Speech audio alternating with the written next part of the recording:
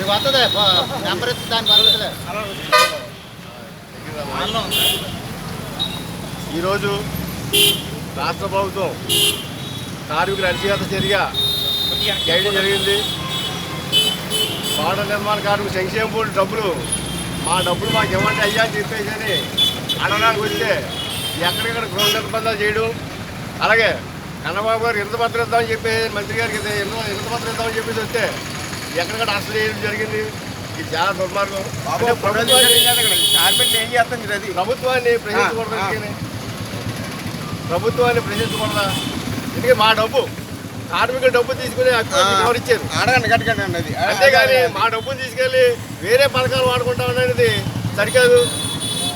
దయచేసి ప్రభుత్వం వెంటనే మా కార్మికుల్ని అక్రమంగా అరెస్ట్ చేసిన వాళ్ళు వెంటనే విడుదల చేయాలి బేచర్ది. కానీ అలాగే మా న్యాయమైన కోరికలు మేమేమి ప్రభుత్వ ఆస్తులే అడగట్లేదు, కొంచెం కోరికలే కోరట్లేదు.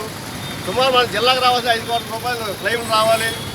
అలాగే 5,000 మందికి పైన కవిలు పెట్టుకోవడం జరిగింది. 2 సంవత్సరాల నుంచి కూడా కార్మికుడు ₹1 కూడా మీ ప్రభుత్వం ఇవ్వలేదు. రాష్ట్ర ప్రభుత్వం దయచేసి కార్మికులందరి తరఫున మేము అడుగుతున్నాం. ఇక్కడ అనేక రంగాలు చాలా ఊర్ల నుంచి వచ్చారు, చాలా గ్రామాల నుంచి వచ్చారు. అనేక వృత్తులు బిల్డింగ్ కార్మికులందరూ కూడా ఈరోజు కాకినాడ పెద్ద ఎత్తున పోరాటంగా వచ్చారు. ఎందుకంటే ప్రభుత్వం నిలదీద్దామని చెప్పేసి ఒకే కారణం, మా డబ్బు మాకు ఇవ్వండి అంతే తప్ప మీ డబ్బే అడగట్లేదు. మా దాచుకున్న డబ్బు అది సంక్షేమ బోర్డు డబ్బు, కార్మికుల హక్కు సంక్షేమ బోర్డు అది కార్మికుల హక్కు అది అడుగుతుంది తప్ప మేము కొద్దిగా కోరిక కోరట్లేదు.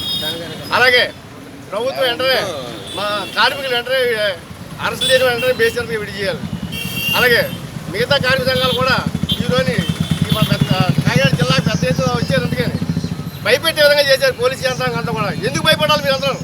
ప్రభుత్వం ఎందుకు భయపడాలి అంటే మీరు తప్పు చేస్తారని కాబట్టి కదా, మీరు తప్పు చేస్తారు అందుకే మమ్మల్ని అరెస్ట్ చేస్తారు. అందుకని అంటే మీరు ప్రశ్నించే హక్కు లేదు, మాకు లేదు. ఇంకా ఇది కరెక్ట్ కాదు.